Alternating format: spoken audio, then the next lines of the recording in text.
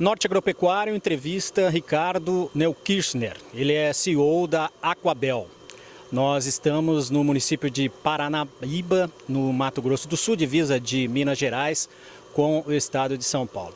Ricardo, o Aquabel está montando um núcleo de melhoramento genético no Tocantins. Gostaria que você falasse um pouco mais sobre como será o trabalho deste núcleo e o porquê da escolha de Tocantins para este empreendimento. No Tocantins, na verdade, a gente está fazendo duas unidades diferentes. Uma em Brejinho do Nazaré, só para produção de alevinos, para atender as demandas do estado, que vão crescer muito agora, e também produzir alevinos para exportar para os outros estados vizinhos. E tem também a questão da construção do núcleo de melhoramento genético, que está sendo construído entre Palmas e Porto Nacional. É um novo núcleo genético que a gente quer tornar essa unidade como uma referência mundial.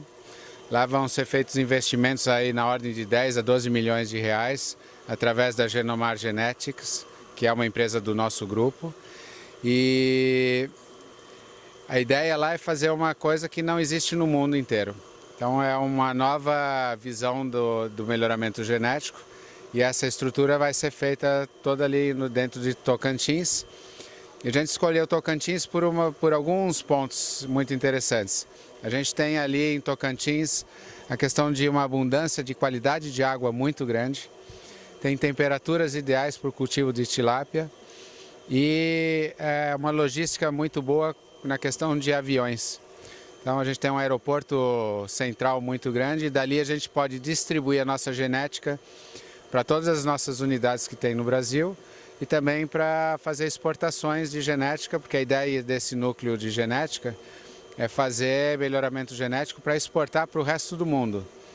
Então era muito importante ter um aeroporto com uma boa logística, como tem em Palmas, por isso que a gente escolheu Tocantins pela somatória desses diversos fatores. Só em termos ainda de números, você citou 12 milhões aí para investimento na construção. Gostaria que você falasse em termos de geração de emprego, da data prevista para o funcionamento e também do investimento em tecnologia neste local. Você já tem mensurado isso? A questão de empregos deve girar ali em torno de talvez uns 40 empregos diretos, na questão só do melhoramento genético.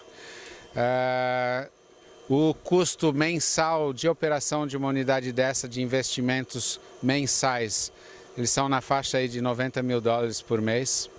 Fora isso, existem outros milhões de reais investidos na questão de equipamentos e tecnologias que são utilizadas também na Noruega, na Ásia e na Alemanha, que vão dar suporte para toda essa estrutura de Tocantins. Então são números que na verdade eles são um pouco imensuráveis, mas são números muito grandes que vão transformar e causar uma revolução na genética de tilápia no mundo.